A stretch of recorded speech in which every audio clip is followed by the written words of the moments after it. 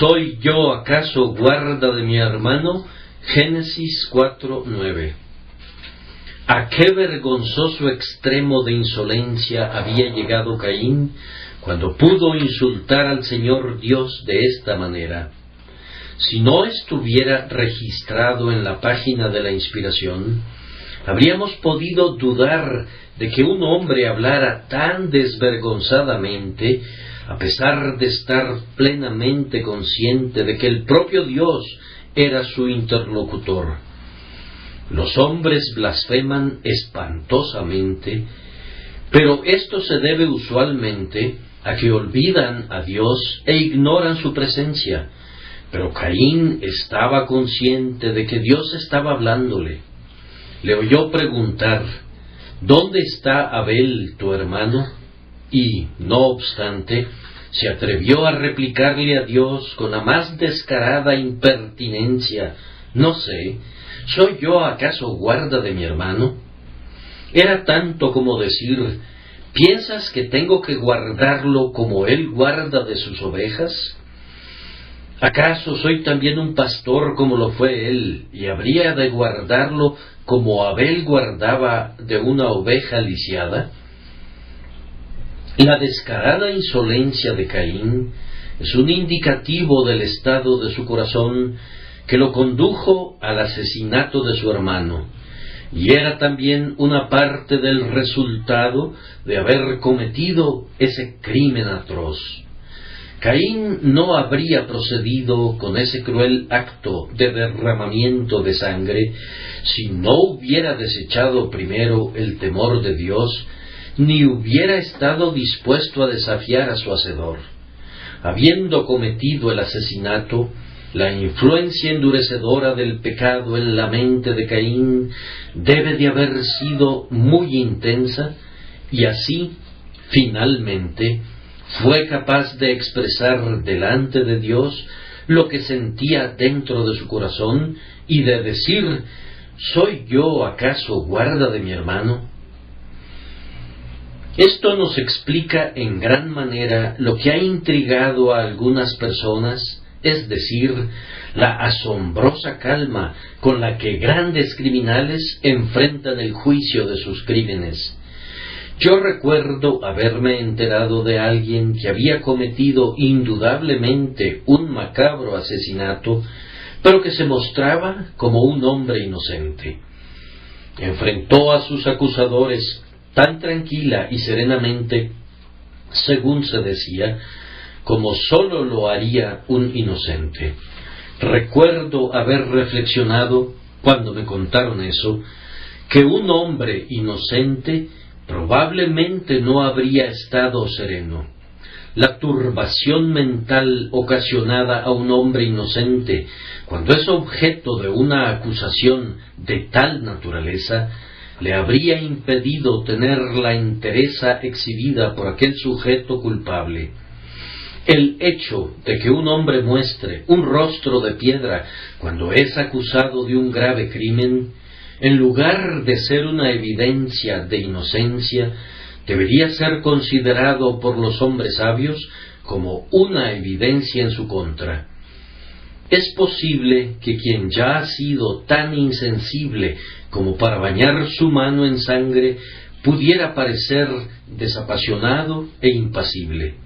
Si estaba tan endurecido como para realizar aquel acto reprobable, no es probable que muestre más blandura cuando se le acusa de ese acto. Oh, queridos amigos, evitemos el pecado, aunque sólo fuera por el pernicioso efecto que tiene sobre nuestras mentes. Es un veneno para el corazón, embota a la conciencia, la droga, le provoca el sueño, intoxica el juicio y sume a todas las facultades, por así decirlo, en un estado de ebriedad a tal punto que nos hacemos capaces de una monstruosa insolencia y de una ciega impertinencia que nos vuelven lo bastante locos como para atrevernos a insultar a Dios en su cara. Sálvanos, oh Dios, de que nuestros corazones sean moldeados hasta asumir la dureza del acero por el pecado, y guárdanos diariamente por tu gracia, para que seamos sensibles y blandos delante de ti, y temblemos a tu palabra. Ahora, hemos de notar aquí que mientras estamos censurando de esta manera a Caín, debemos tener cuidado de no ser culpables nosotros de eso mismo, pues si lo vemos sin ningún prejuicio, cualquier tipo de excusa que le presentemos a Dios no es sino muestra refinada de presunción. Cuando se nos acusa de cualquier forma de culpa, si comenzamos a negarla o atenuarla, somos culpables del pecado de Caín en cuanto a insolencia delante de Dios. Y cuando hay algún deber que deba cumplirse, si comenzamos a eludirlo o tratamos de hacer una apología para la desobediencia, ¿acaso no estaríamos olvidando en presencia de quién estamos? Dios me acusa de lo que he cometido, ¿y seré tan perverso como para intentar negarlo? Me ordena que cumpla con un deber, ¿y acaso comienzo a dudar, a cuestionar y a preguntarme, ¿lo haré o no lo haré? ¡Oh, qué descarada rebelión! La esencia de la traición acecha en cada indecisión de obedecer y mora en cada intento de atenuar nuestra falta una vez que hemos desobedecido. Catalogas a Caín como un monstruo porque se atrevió a confrontar a Dios. Sin embargo, Dios está presente en todas partes, y todo pecado es perpetrado mientras Él lo está mirando. Contra Él pecamos y en presencia suya hacemos el mal. Y cuando comenzamos a disculparnos por el mal cometido o dudamos de cumplir con un deber, estamos desobedeciendo en la inmediata presencia del Señor nuestro Dios. Puesto que, sin duda, hemos sido culpables de este modo, confesémoslo humildemente y pidámosle al Señor que nos dé una gran delicadeza de conciencia para que, de aquí en adelante, temamos al Señor y no nos atrevamos nunca a levantarnos para cuestionar lo que tenga que decirnos.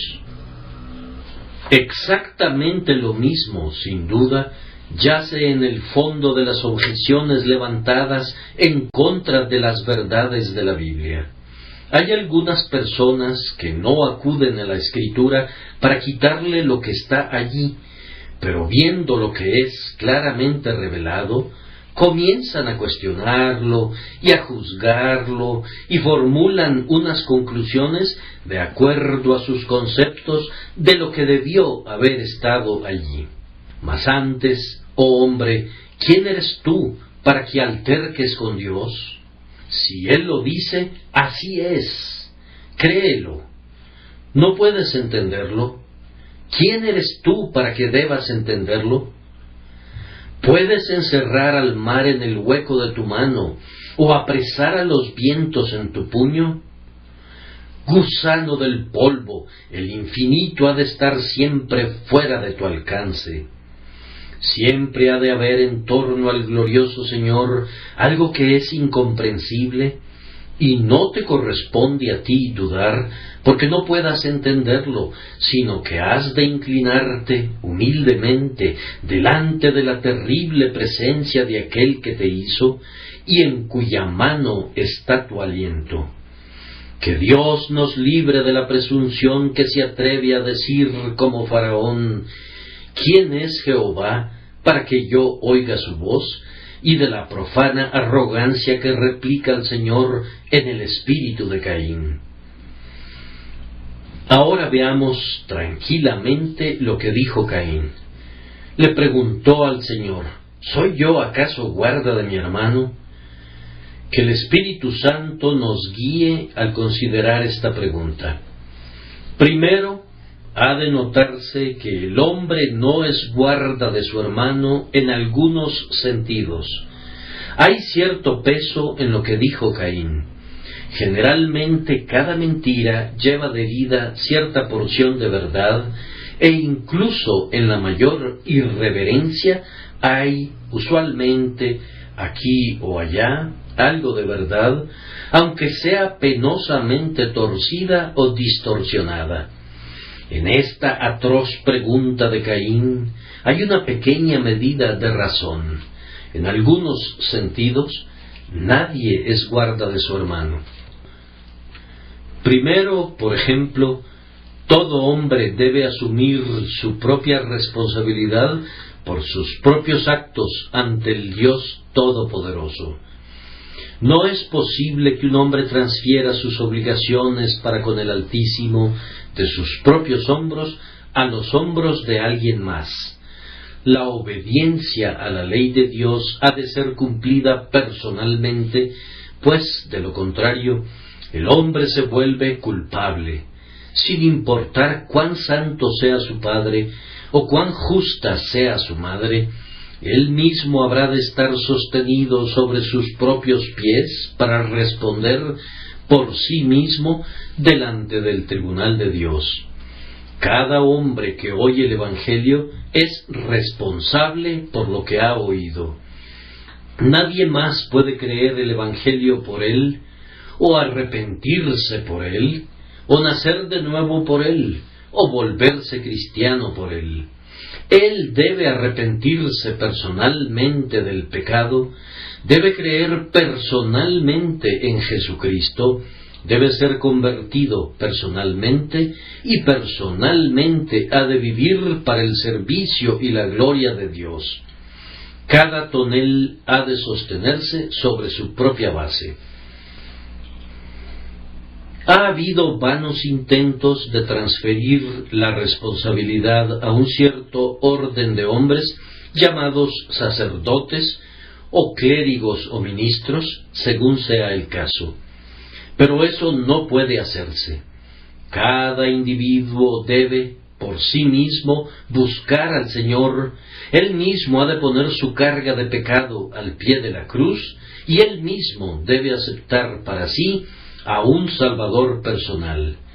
No puedes hacer con los asuntos de tu alma lo mismo que haces con los asuntos de tu patrimonio, ni puedes emplear a un sacerdote de la misma manera que contratas a un agente para que te represente. Hay un sustituto y abogado que puede argumentar por nosotros, pero ningún patrocinador terrenal podría servir en cuanto al cielo.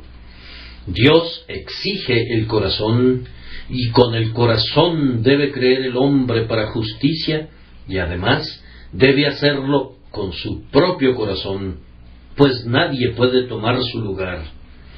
El grandioso Rey exige un servicio personal que ha de ser prestado so pena de eterna destrucción. Ningún hombre puede ser guarda de su hermano en el sentido de tomar sobre sí las responsabilidades de otro.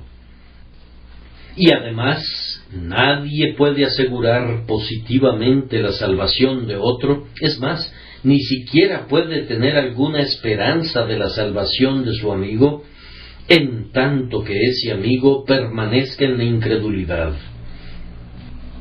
Oh personas inconversas, podemos orar por ustedes, podemos pedirle al Señor que las renueve por su Espíritu, pero nosotros no podemos hacer nada con ustedes y nuestras oraciones no serán respondidas mientras ustedes mismos no hagan una confesión de su pecado y acudan presurosamente a Cristo para su salvación. Es, sin duda, una grandísima bendición tener amigos que llevan los nombres de ustedes en sus corazones delante de Dios. Pero no tengan confianza alguna en las oraciones de otras personas mientras ustedes mismos permanezcan sin orar. Deberíamos estar muy agradecidos cuando otras personas oran con fe por nosotros, pero nunca seremos salvos si nosotros mismos permanecemos en la incredulidad. Ahora, puesto que no podemos convertir a otras personas, nosotros no somos responsables de hacer aquello que no podemos hacer, y en ese sentido, no somos guardas de nuestro hermano tan plenamente como para ser responsables de que acepte o reciba a Jesús. Y aquí permítanme decir a continuación que hacen muy mal quienes se comprometen mediante votos y promesas a nombre de otros en este asunto, cuando en realidad son completamente impotentes.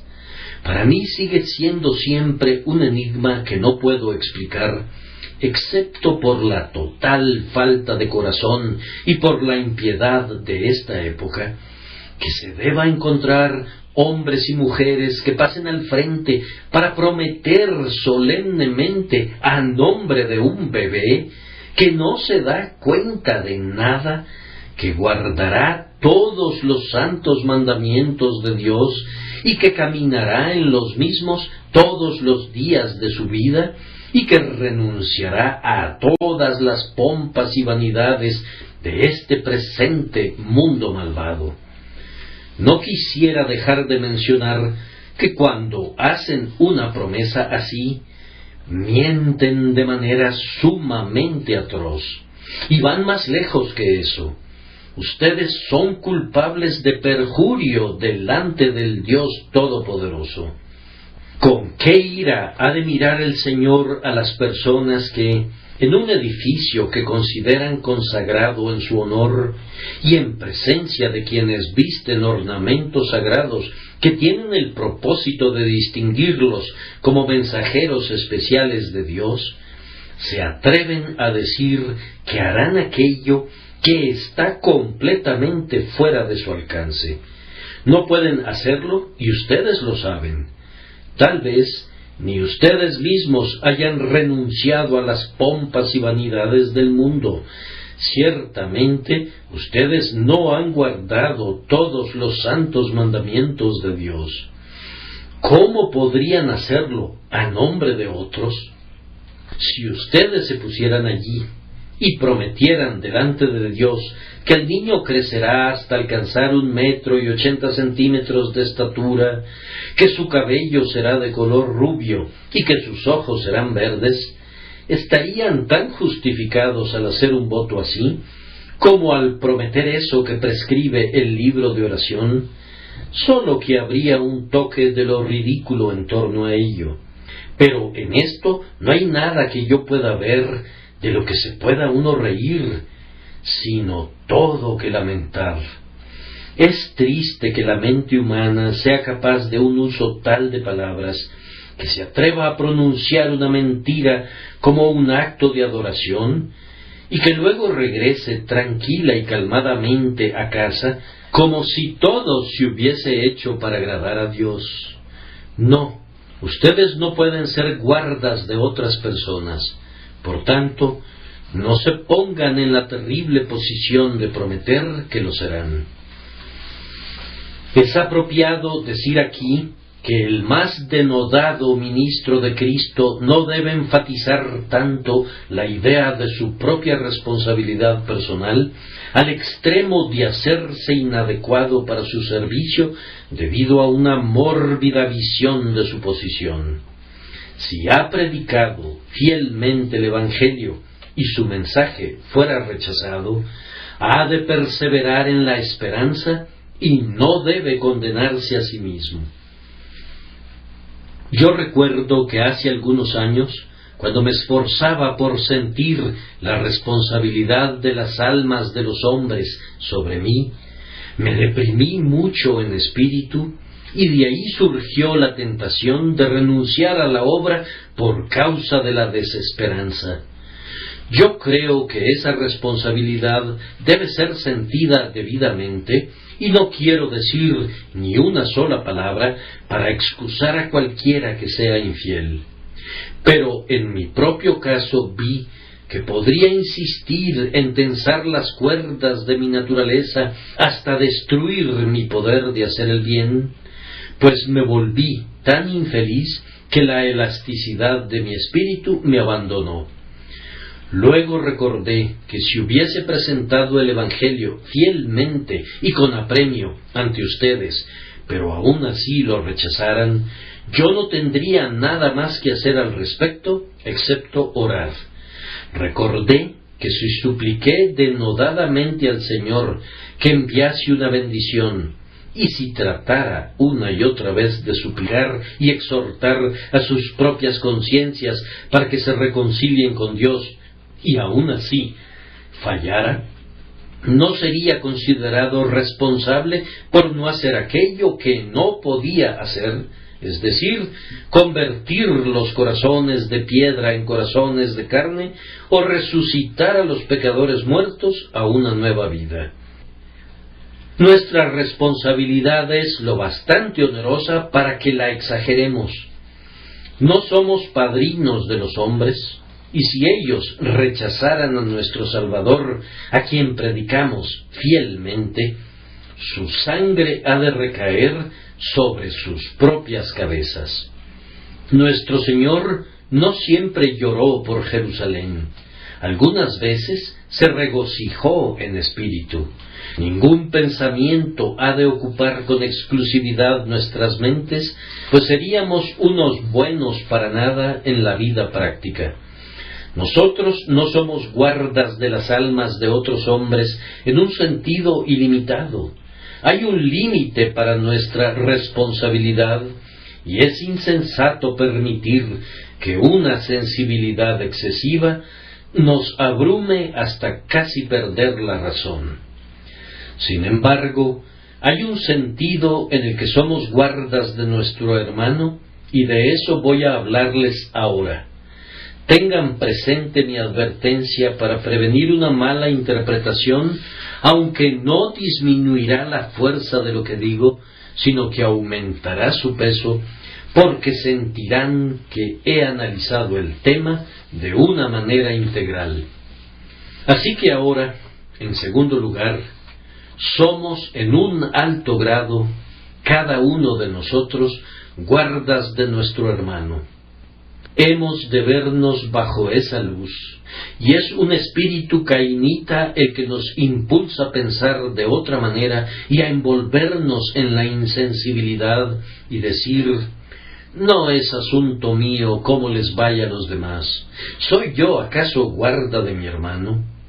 Debemos mantenernos alejados de ese espíritu, pues, primero, los sentimientos comunes de humanidad deberían conducir a cada cristiano a sentir un interés por el alma de cada individuo inconverso. Yo digo común humanidad, pues usamos la palabra humanidad para significar benevolencia. Un hombre así, decimos, no tiene sentimientos humanos. Yo no estoy muy seguro de que el sentimiento humano sea siempre tan humano como las palabras parecieran implicar. La humanidad, por allá lejos, de cualquier manera, en Rusia y en Turquía, no pareciera ser una flor digna de cultivarse, pero deberíamos orar para ser liberados de tal humanidad. La bestia más terrible en aquellas regiones pareciera ser un hombre. La humanidad en Bulgaria, que Dios nos libre de tal humanidad. Sin embargo, yo todavía confío que la expresión entre nosotros es usada en el sentido de que la común humanidad nos conduzca a desear la salvación de otros. Estoy seguro, mis queridos amigos, de que si vieran que un hombre perece por falta de pan, ustedes desearían compartir su mendrugo de pan con él. ¿Acaso permitirían que las almas perecieran por falta del pan de vida sin apiadarse de ellas ni ayudarlas? Si viéramos a un pobre infeliz temblando en el frío del invierno, deberíamos estar dispuestos a dividir nuestros vestidos para vestirlo a él. ¿Acaso veremos a los pecadores carentes del manto de justicia y no estaremos ansiosos de hablarles de aquel que puede vestirlos con un hermoso lino blanco. Cuando una persona se encuentra en peligro debido a un accidente, corremos a donde sea y hacemos lo que se requiera por si pudiéramos rescatarlo de cualquier modo. Y, sin embargo, esta vida terrenal es trivial comparada con la vida eterna, y que permanezcamos siendo indiferentes cuando los hombres están pereciendo, indiferentes a los terribles dolores que le sobrevienen a los pecadores impenitentes a lo largo de toda la eternidad, sería actuar como si toda la compasión fraternal hubiere abandonado nuestro pecho.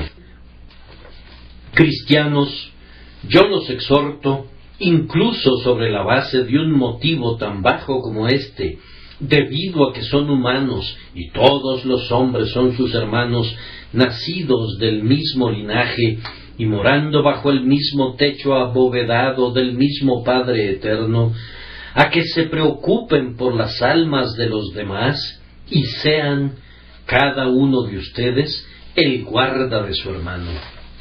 Un segundo argumento es extraído del hecho que todos nosotros, especialmente los que somos cristianos, tenemos el poder de hacer el bien a otros.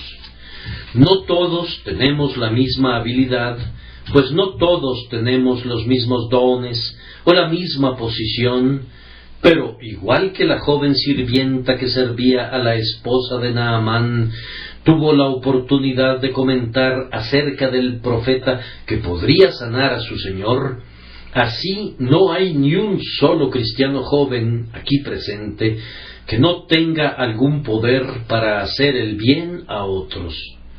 Los hijos convertidos pueden balbucear el nombre de Jesús a sus padres y bendecirlos. Todos nosotros tenemos alguna capacidad para hacer el bien. Ahora, tomen como un axioma que el poder para hacer el bien involucra el deber de hacer el bien. Donde quiera que estén colocados, si pudieran bendecir a alguien, están obligados a hacerlo. Tener poder y no usarlo es un pecado. Al detener tu mano y no hacer aquello que eres capaz de hacer para el bien de tus semejantes, has quebrantado la ley del amor. No necesitas un llamamiento especial para hablarle a un pecador acerca de Jesús. No necesitas un llamamiento especial para acercarte a un niñito y hablarle del amor del Salvador. No necesitas ninguna revelación por medio de ángeles del cielo que te diga que lo que te ha beneficiado a ti mismo beneficiará a tus semejantes. Todo tu conocimiento, toda tu experiencia, todo lo que posees que la gracia te ha dado, exige un retorno en la forma del servicio prestado a los demás. Los judíos eran la nación elegida de Dios, elegidos para guardar los oráculos de Dios para todas las naciones, pero fallaron porque nunca se preocuparon por la implicación de esas grandes verdades para los gentiles, sino que imaginaron que las habían recibido para su propio beneficio especial. El espíritu egoísta creció en ellos de tal manera que cuando fue mencionada la gracia de Dios para los paganos, los hizo enloquecer de ira. Y ustedes, los que son salvos, ustedes le deben mucho a Dios, pero no piensen que son salvos únicamente para su propio beneficio especial. Es un grandioso beneficio para ustedes, pero la gracia les es otorgada como luz para que la den a otros que están en tinieblas. Les es otorgada como el pan que fue dado por el Señor a sus discípulos en el desierto para que lo repartieran entre la multitud, para que todos comieran y fueran saciados. Piensen en esto. El poder de hacer el bien involucra la responsabilidad de hacerlo en cualquier lugar en que exista el poder. Y así, en tanto que tengan alguna habilidad, por ese mismo hecho, son constituidos en guardas de su hermano. Otro argumento es claramente extraído de la versión de nuestro Señor de la ley moral. ¿Cuál es el segundo y gran mandamiento de acuerdo a él? Amarás a tu prójimo como a ti mismo. Ahora, así como nos hemos amado a nosotros mismos, también que a través de la gracia de Dios hemos buscado y encontrado el perdón de nuestro pecado, ¿no deberíamos amar a nuestro prójimo de igual manera como para desear que conozca su pecado y busque también el arrepentimiento? Fue lo correcto que aseguráramos nuestros más elevados intereses haciendo la vida eterna. Pero si hemos de amar a nuestro prójimo como a nosotros mismos, ¿podríamos darnos algún descanso mientras las multitudes siguen despreciando a Cristo y rechazando la salvación? No, hermanos, no hemos alcanzado la norma todavía, pero en la proporción en que comencemos a amar a nuestro prójimo como a nosotros mismos, sentiremos ciertamente que Dios nos ha hecho, en una medida, ser guardas de nuestro hermano. Pero además, sin ver a las almas de otros hombres, no podemos guardar el primero de los dos grandes mandamientos en los que nuestro Señor ha resumido la ley moral. Dice así: amarás al Señor tu Dios con todo tu corazón, y con toda tu alma, y con toda tu mente, y con todas tus fuerzas. Pero es imposible que hagamos eso a menos que tengamos amor por el alma de nuestro hermano, pues muy bien pregunta el apóstol, pues el que no ama a su hermano, a quien ha visto, ¿cómo puede amar a Dios a quien no ha visto? Es muy fácil ponerse de pie y cantar acerca de tu amor a Dios y dejar que la colecta misionera pase de largo mientras tus ojos están contemplando el cielo. Pero si no te preocupas por las almas de los paganos, ¿cómo es que te importa Dios? Es muy bonito estar enamorado de Cristo y tener una dulce experiencia, o pensar que la tienes, y sin embargo, muchos pobres infelices están muriendo en Londres sin el conocimiento del Salvador, y tú puedes dejarlos morir y que se hundan en el infierno sin sentir ninguna emoción. Que Dios nos salve de una piedad así. Es algo muy bonito para mirarse, como la decoración color de oro sobre el pan de jengibre de las antiguas ferias, pero no hay nada de oro en ello. Una religión sin amor no sirve para nada. Aquel que no ama lo suficiente a su semejante como para desear su salvación, ni la tenga por meta con todo su poder, no aporta ninguna prueba de que ama a Dios en absoluto. Piensen en estas cosas y sopesen mis argumentos con objetividad. Algo más. La razón más poderosa para el cristiano tal vez sea que todo el ejemplo de Jesucristo, a quien llamamos Maestro y Señor, apunta en la dirección de que somos el guarda de nuestro hermano.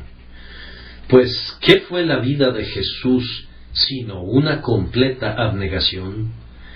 ¿Qué se dijo de él a la hora de su muerte, sino que a otros salvó? ¿A sí mismo no se puede salvar? El simple hecho de que haya un Cristo significa que hubo alguien que se preocupó por los demás, y que nuestro Señor se hizo hombre significa que amó a sus enemigos y vino aquí para rescatar a aquellos que se rebelaron en contra de su autoridad. Si somos egoístas, si convertimos nuestra propia ida al cielo en el único objetivo en la vida, no somos cristianos. Podríamos llamar a quien queramos Señor, pero no estaríamos siguiendo a Jesucristo. ¿Derramas unas lágrimas? ¿Pero lloras acaso por Jerusalén? Las lágrimas por ustedes mismos son algo muy pobre si no hay nunca lágrimas derramadas por los demás.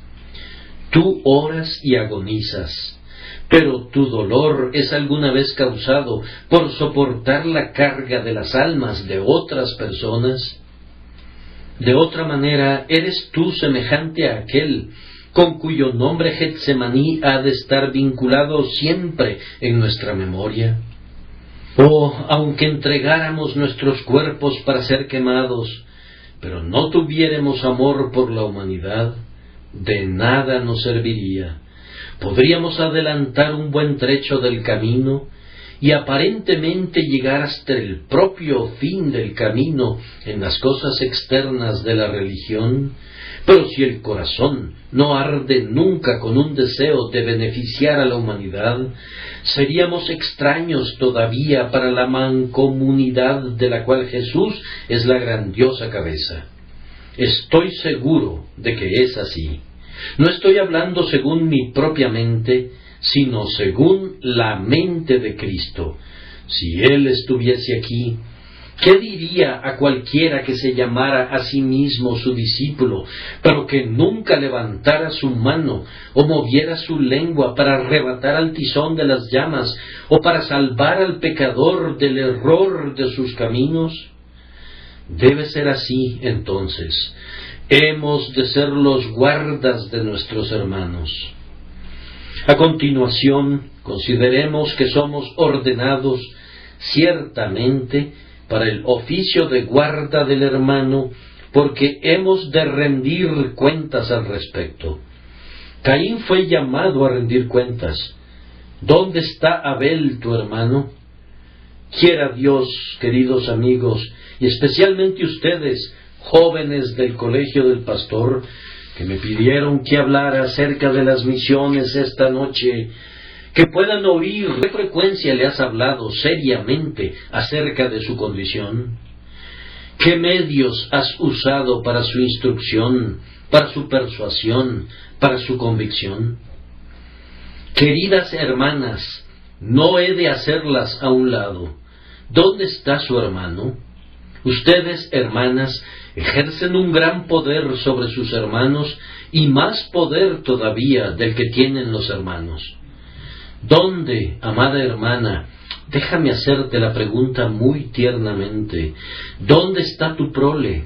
¿Dónde está tu hijo? ¿Dónde está tu hija?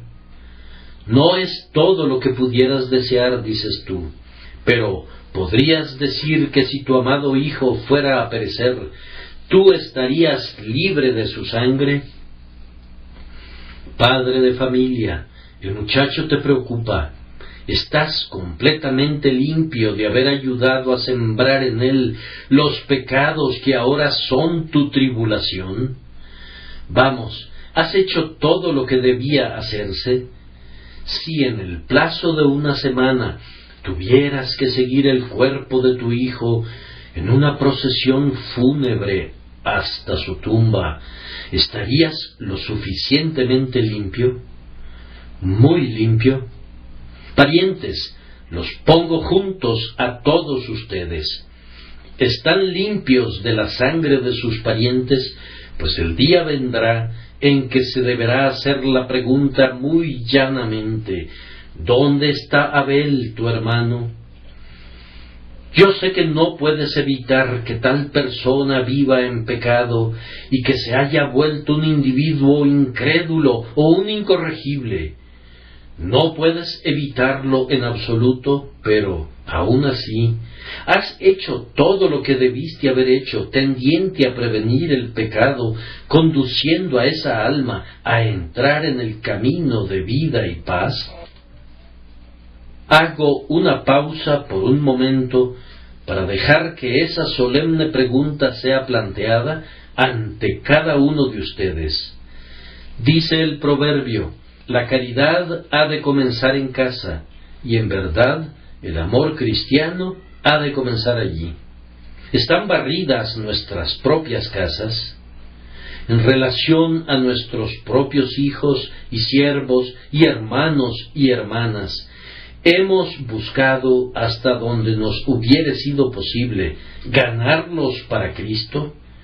Por mi parte, yo desprecio a aquel espíritu que aparta de sus hijos a una madre cristiana y que la lleva a hacer el bien en otra parte, excepto en su hogar.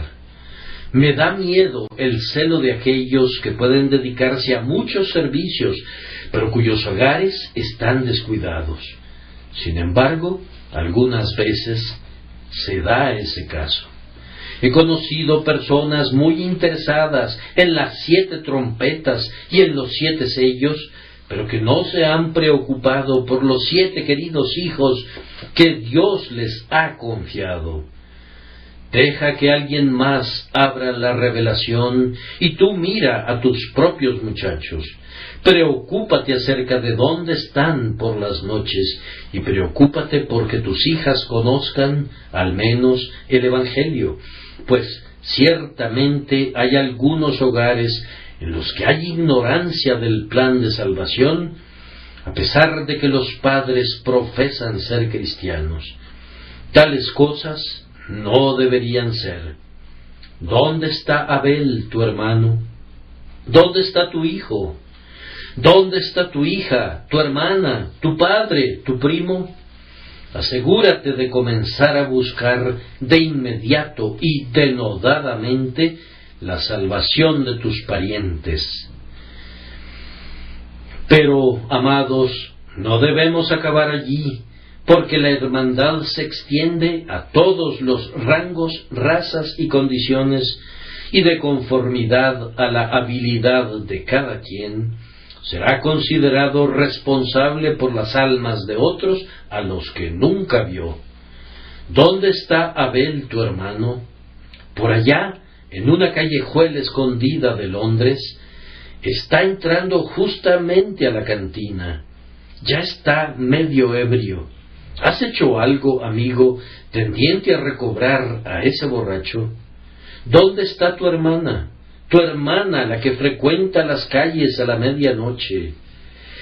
Te haces para atrás y dices, ella no es hermana mía. Sí, pero Dios puede requerir de tus manos su sangre si la dejas que perezca de esa manera. ¿Has hecho algo para recobrarla?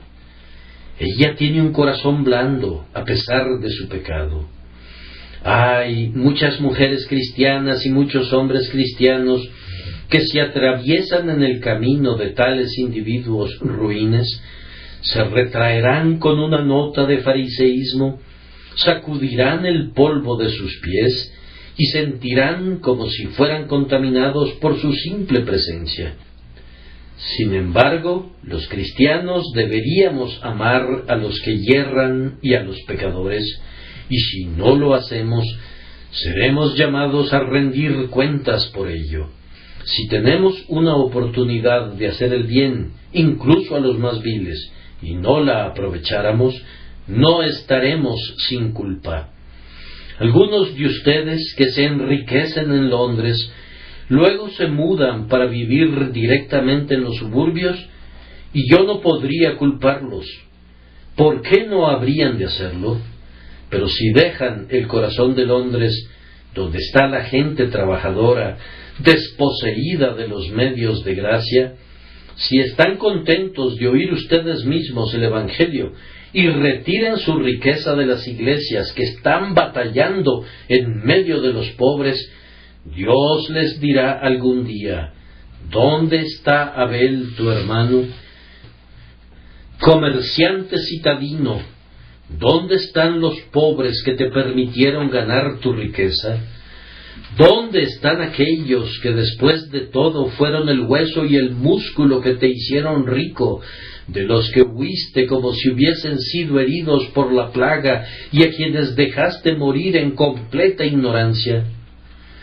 Oh, pongan mucho cuidado, ustedes, ricos, ustedes, personas en posiciones respetables, para que la sangre de los pobres de Londres no sea demandada de sus almas en el gran día de la rendición de cuentas.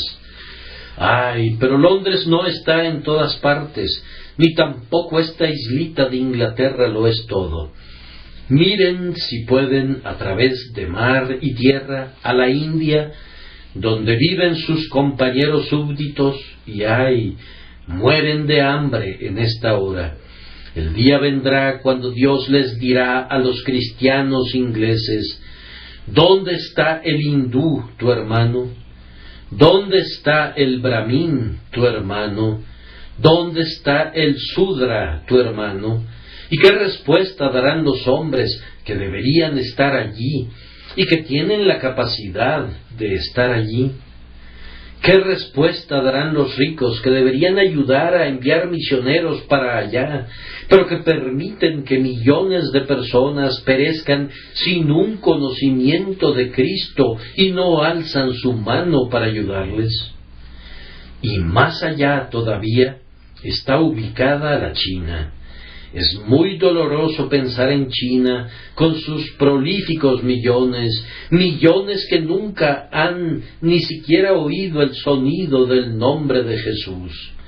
Su destino lo dejamos con Dios, pero aún así sabemos que ser ignorante de Dios y de su Cristo es algo terrible, y todo hombre que posea la luz, a menos que su deber esté en casa, debería ceñir sus lomos y decir en el nombre de Dios: no voy a tolerar que la sangre de India bañe mis vestidos ensangrentados, ni que la sangre de China derrame una maldición sobre mi cabeza.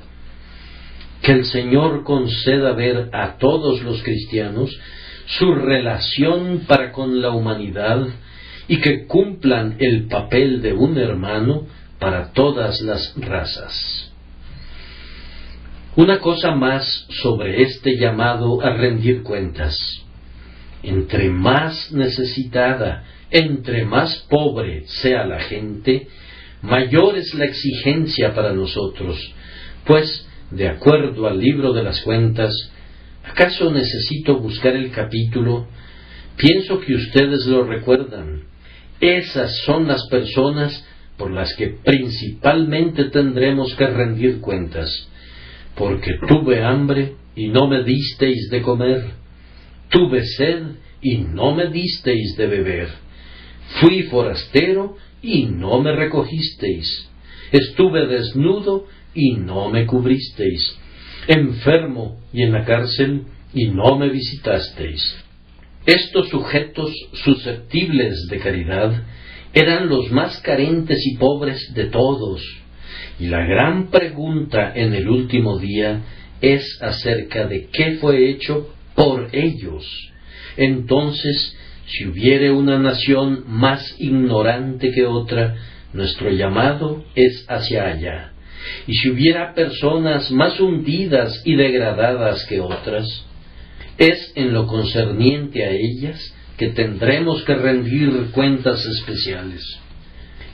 Ahora concluyo este segundo encabezado tocante a que somos realmente guardas de nuestro hermano, diciendo esto: que hay algunos de nosotros que somos guardas de nuestro hermano de manera voluntaria, pero aún así de manera muy solemne por el oficio que desempeñamos. Nosotros somos ministros, oh hermanos ministros, nosotros somos guardas de nuestro hermano. Si el atalaya no les avisara, perecerán. Esta es una terrible sentencia para mí. Perecerán. La siguiente no es tan terrible algunas veces para mi corazón, pero es muy temible. Demandaré su sangre de mano del atalaya. No pueden entrar al ministerio cristiano sin estar donde necesitarán la gracia todopoderosa para quedar libres de la sangre de las almas. Sí, y ustedes, maestros de la escuela dominical, cuando asumen la responsabilidad de enseñar a ese grupo de niños, entran en la más solemne de las responsabilidades.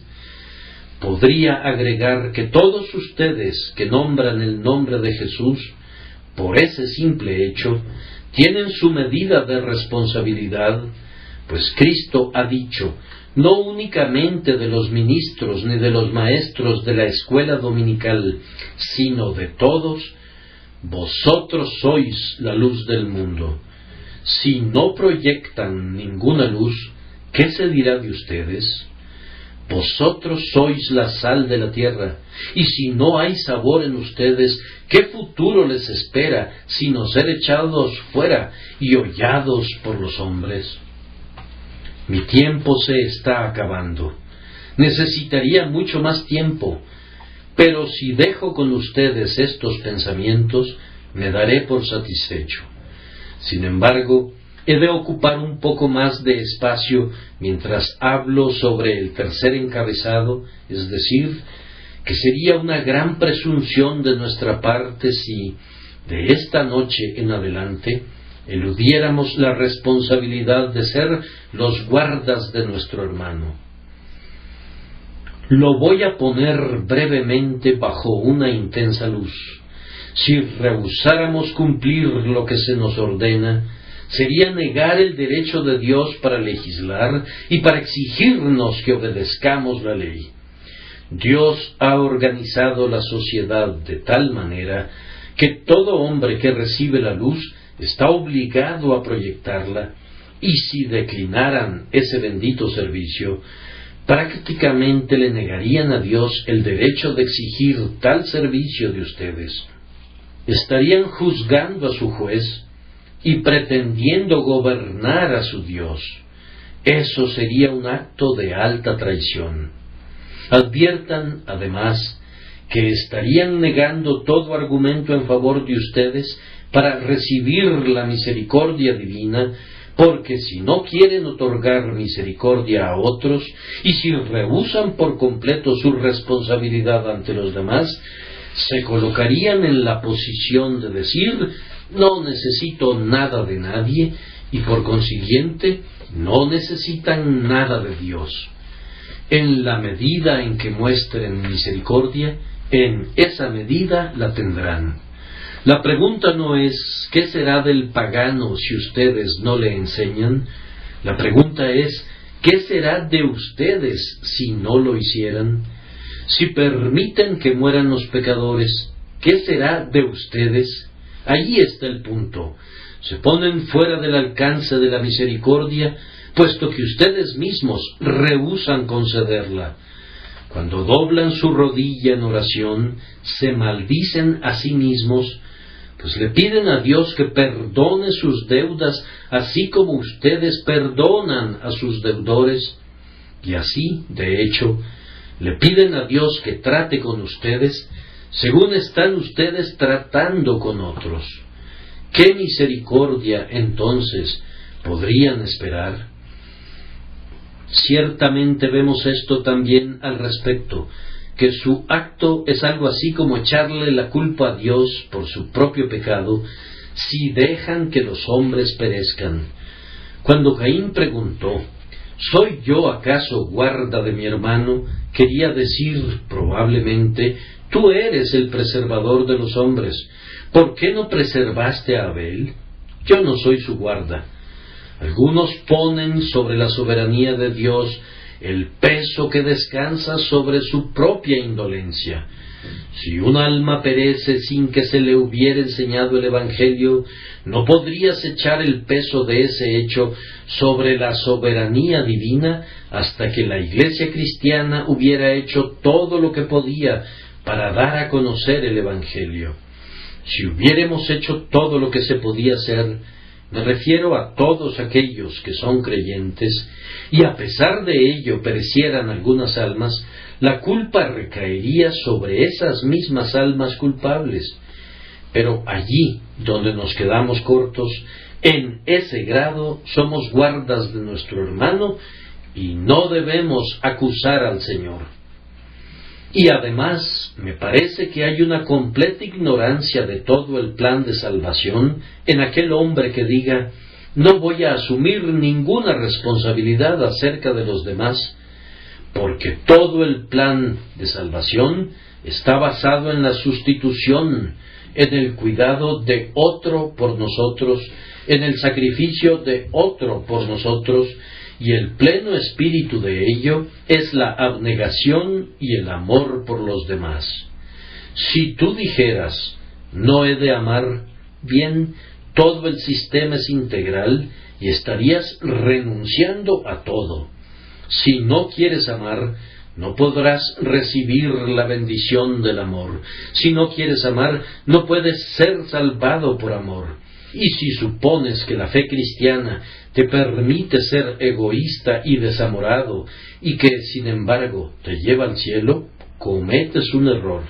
No hay una religión así propagada por la palabra de Dios, pues la religión de Jesús enseña que puesto que Cristo nos ha amado tanto, nosotros hemos de amarnos los unos a los otros y amar a los impíos al punto de esforzarnos para conducirlos a los pies del Salvador. Que Dios nos conceda que estas palabras tengan un efecto saludable, porque el Espíritu de Dios las aplica a sus almas. Por último, podría resultar que si no somos guardas de nuestro hermano, terminemos siendo asesinos de nuestro hermano. Les pido amablemente que consideren sus pecados antes de la conversión. Quien no hubiere cometido pecados antes de su conversión que hayan lesionado a otros, sería un hombre sumamente feliz. Y hay algunas personas cuyas vidas antes de volverse a Cristo se vieron espantosamente mezcladas con la carrera de otros a quienes han dejado en hiel de amargura para perecer. He visto lágrimas amargas derramadas por hombres que han llevado vidas descarriadas al recordar a otros con quienes han pecado. Yo he sido perdonado, yo soy salvo, me dijo uno de ellos una vez. Pero, ¿qué hay de esa pobre muchacha? ¡Ay! Un hombre ha sido un infiel y ha guiado a otros a la infidelidad, y él mismo ha sido salvado, pero no puede rescatar a aquellos para quienes sirvió de instructor en el ateísmo. Antes de la conversión, tal vez hayas cometido muchos asesinatos de almas. ¿Acaso no debería estimularte eso a buscar ahora, de ser posible, en la medida de tus posibilidades, llevar a Cristo a quienes una vez apartaste de Él, y enseñar la palabra viviente, puesto que una vez enseñaste la palabra letal que arruinaba las almas? Debería brotar de todo esto una abundante reflexión solemne. Oren pidiendo que el poder del Espíritu Santo obre por medio de ustedes para salvación de quienes, por su perniciosa influencia, fueron orientados al abismo. Pero ¿qué se dirá de nuestra conducta desde que hemos sido convertidos? ¿No habremos ayudado a asesinar almas desde entonces? Les diré que un cristiano de corazón frío hace que los mundanos piensen que el cristianismo es una mentira. Cristianos inconsistentes, y los hay, es un infortunio, es una calamidad que los haya. Gente irascible, ambiciosa, personas intratables, burlonas, gruñonas, que esperamos que formen parte del pueblo del Señor. ¿Qué diremos de esas personas? Cuán poco se parecen a su maestro. Son propagadores de la muerte. Yo en verdad creo que nadie es más dañino que un profesante que a duras penas es un cristiano, o casi un cristiano, y continuamente muestra al mundo su lado malo mientras se jacta de su piedad.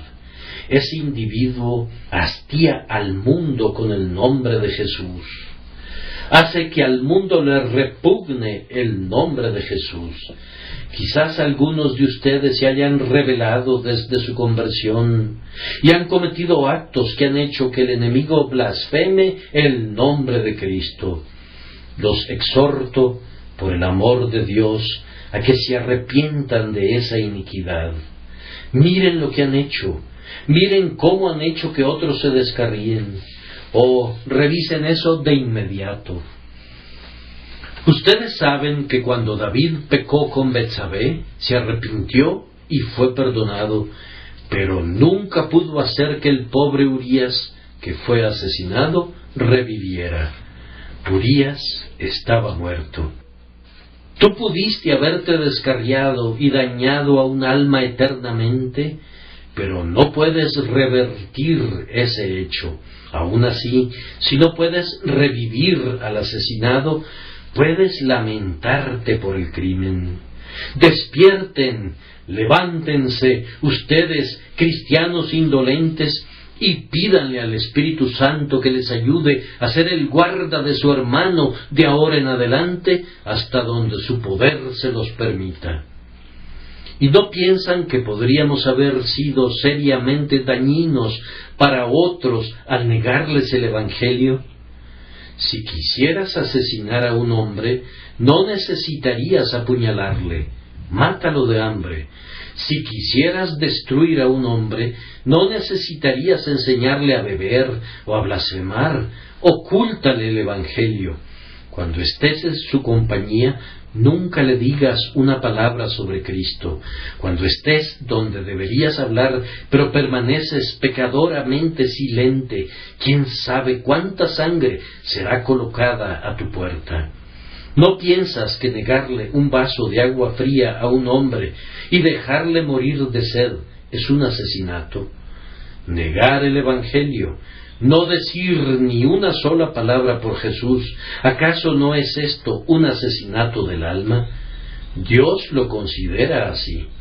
Bien, dirá alguien, yo no podría hablar ni predicar.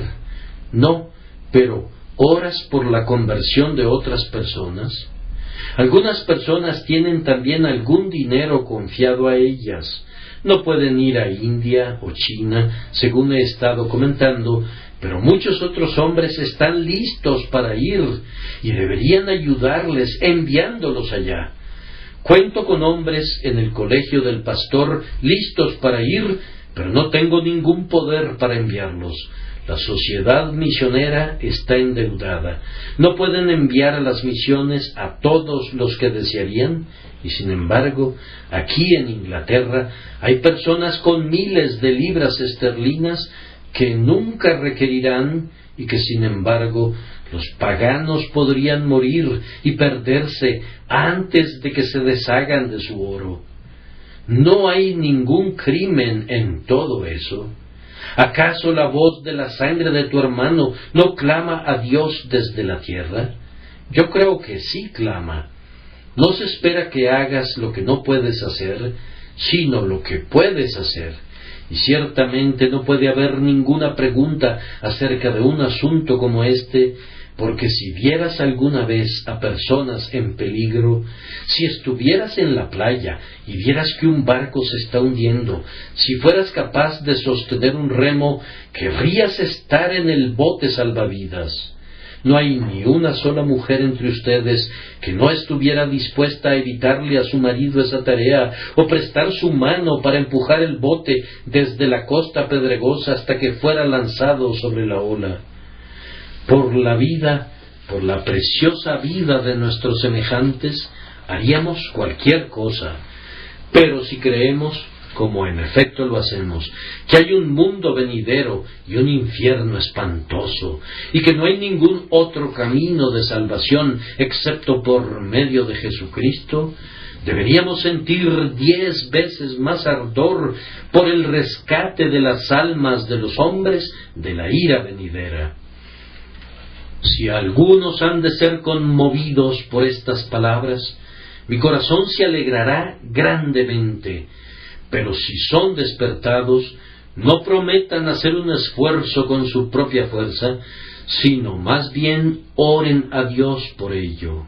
Entrégate a Dios y pide que el Divino Espíritu te conduzca a los caminos de la utilidad, para que antes de que te vayas de aquí, puedas haber llevado algunas almas a Jesús, y a su nombre será la gloria por todos los siglos de los siglos. Amén.